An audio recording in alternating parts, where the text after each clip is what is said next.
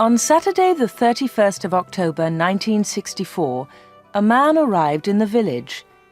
It was late in the evening. He was looking for somewhere to stay the night. He knocked at a door, and a woman opened it.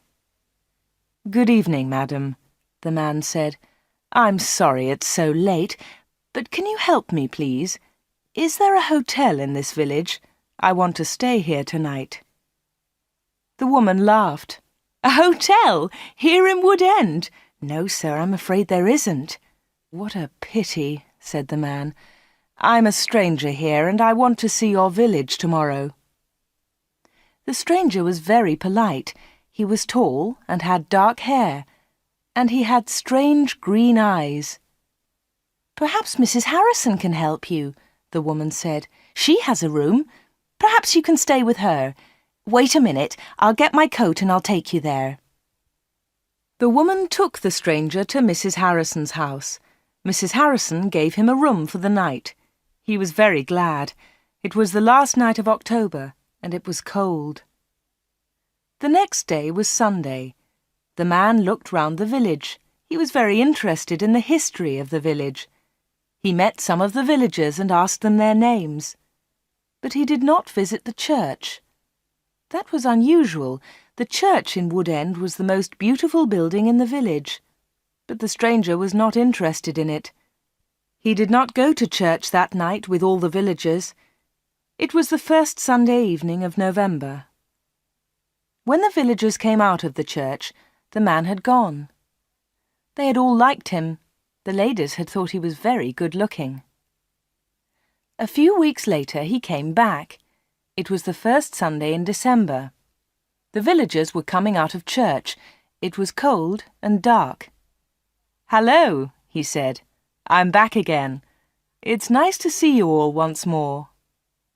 His next words surprised everyone. "Perhaps you can help me," he said. "I'm looking for a house. I want to buy a house here." "Here?" someone said. "But why here? There's no work in Wood End for a young man.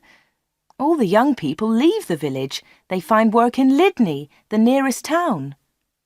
"I'll get a job somewhere," the stranger said. "Perhaps in Lydney." Then one of the villagers told him about old Mr. Smith's house. Mr. Smith had died in the summer. His house was empty. It was for sale. The house was on the corner of Main Street and Church Lane. "I'll ask about the house tomorrow," said the young man. "Perhaps I'll be lucky. Goodbye. I'll see you soon." The villagers watched him leave. They all saw his car. It was very big and luxurious. He looked rich. A few days later, Mr. Smith's house was sold, and in the middle of December the young stranger arrived. He moved into the house and worked very hard. He fixed the roof. He repaired broken windows. He painted and decorated. He changed the whole house. But there was a big surprise for the villagers. On the morning of Monday the 21st of December, they saw a big sign on the front of the house, and on the sign were these words: "The Corner Shop, Proprietor Dave Slatin." Chapter 2. The Village Meeting. The villagers could not believe it. A shop in Wood End. Everybody talked about it. There was once a shop in Wood End, but it had closed 20 years ago. Some people wanted the shop, but others did not. The villagers met in the evening in the village hall. Everybody was there. Everybody was interested in the new shop. "The corner shop is a good idea," someone said. "We need a village shop.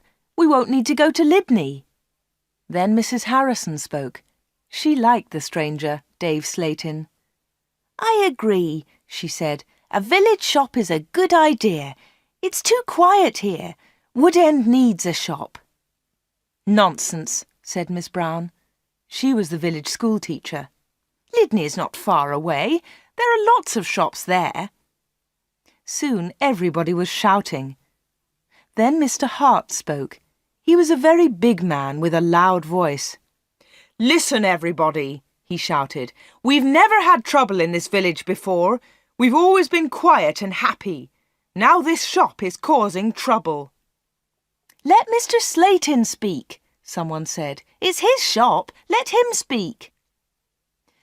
"Ladies and gentlemen," said Dave Slayton, "I don't want to cause any trouble.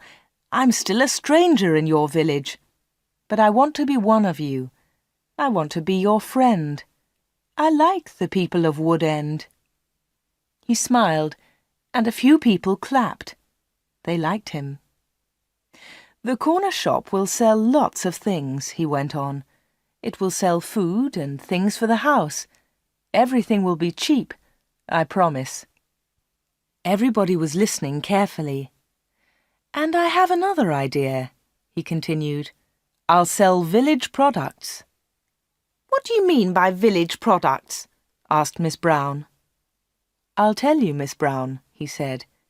"I know that you make beautiful bread and cakes." Miss Brown smiled. Yes, she did make bread and cakes. Everyone knew that. "And you, Mr. Hart, I've seen your flowers.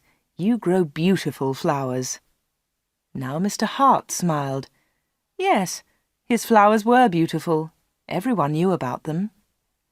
"And Mr. Everett makes pots," someone said. "And Mrs. Davis makes dolls," said another voice. "And I do paintings of the village," said old Miss Lucy Gray. "Yes," said Dave, "you can all do something. You villagers are clever. You make lots of things. We can sell them to the tourists. In the summer, Wood End can make a lot of money." "But what about the money?" said Mr. Hart. "How will you pay us?" "That's a good question," said Dave. "And here's the answer. You'll bring your things to me, and I'll sell them for you. I'll keep some of the profit. You'll have the rest." "What a good idea," said Miss Brown. "Yes, I agree," said Mr. Hart. All the villagers agreed. Everyone in the village was happy with Dave Slayton's plan. The corner shop opened on Monday, the 4th of January, 1965. Soon the shop was busy, and Dave needed an assistant. The new assistant in the corner shop was Anna.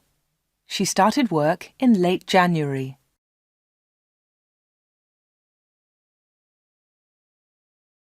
Chapter 3. The Corner Shop. Dave Slayton kept his promises. Things at the shop were good and cheap. "How does he do it?" asked Mrs. Harrison. "It's winter, but he's selling lots of fruit and vegetables, and they're cheap. I never go to Lydney now." The other villagers agreed. The corner shop was a success, and Dave seemed happy. He paid Anna good wages. Sometimes her friend Peter helped at the shop, and Dave gave him money too. Dave advertised in newspapers, and the village products sold well. People from Lydney came to the corner shop. There were lots of visitors, and Wood End became more interesting. The villagers were surprised, but pleased. They were making a lot of money.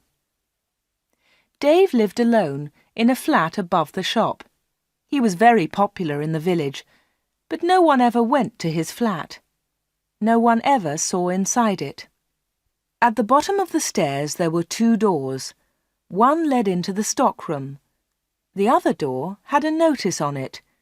"Special orders only. Keep out." The door was always locked. Anna never went into the special orders room.